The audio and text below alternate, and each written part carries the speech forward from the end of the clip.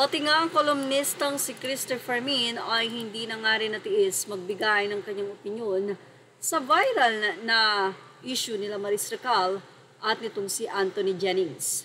Siyempre nangihinayang ang marami sa career na mayroon na buo kaila Maris Racal, Anthony, dahil na nga napakadami nilang endorsement ang nawala. At bumubuo ng pangalan na ang dalawa sa showbiz industry. At dahil nga sa ganitong issue ay bigla-bigla lang maglalaho. Kaya narito ang naging say ng nasabing kolumnista. Mula sa Facebook page na Celebrity Random Updates, Christopher Min nagbigay ng opinyon patungkol kay Maris Racal. Mainit na usapin ngayon ang kontrobersyal na pahayag ni Christopher Min laban sa aktres na si Maris Racal. Sa isang episode ng kanyang programa, walang preno ang batikang kolumnista sa pagbibigay ng kanyang opinyon. Di ko pa nakikitaan ng kablank ang batang yan.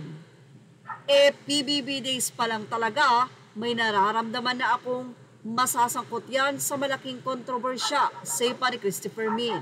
Dagdag pa niya, kaya kung mag-cheat kayo or kaya kung mag-cheat kayo, siguraduhin niyong hindi papalag yung niloko niyo. Bukod sa mga buhos ng terminated contracts, bagsak pa ang karir nyo. Lesson learned talaga to para sa mga artista na hindi mapakali. Hindi pa nagbibigay ng pahayag si Maris Racal kaugnay sa naging komento na ito ni Christopher Min. Ngunit ang isyong ito ay patuloy na pinag-uusapan sa social media at showbiz circles. Iba-iba nga ang opinyon ng mga netizen dito. Siyempre, mayroong nakikisimpatya kay Jam na talaga namang pinakanasaktan sa lahat. Mayroon na mga nagpasalamat sa side ng mga endorsement na hindi iniwan sila Maris Racal at Anthony Jennings. Kumakalat din ngayon ang mga bahay o di umano ay bahay ni Anthony Jennings sa kanilang lugar sa Mindanao, kung saan doon nakatira ang kanyang mga lolo, at itong si Anthony Jennings ay grade 2 lamang tinapos. Pero ito ay nag-aral ng ALS nakapasa, kaya naman ito ay nagpapaaral ng kanyang mga kapatid. Pero dahil nga sa ginawa ng kanyang ex-girlfriend na si Jamila, na tila hindi daw iniisip kung ano ang pwedeng mangyari sa career ng kanyang boyfriend.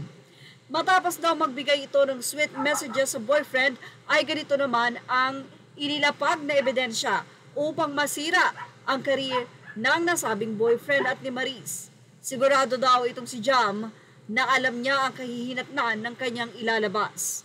Kaya naman, dapat ay inisip din daw nito ang pamilya ni Anthony Jennings. Pero dahil nga nasasaktan, hindi niya na ito naisip.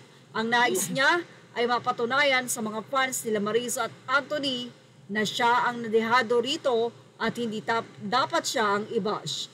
Yan ang ating Showbiz Snap update. Images are all credit to the rightful owners. Thank you for watching Showbiz Snap.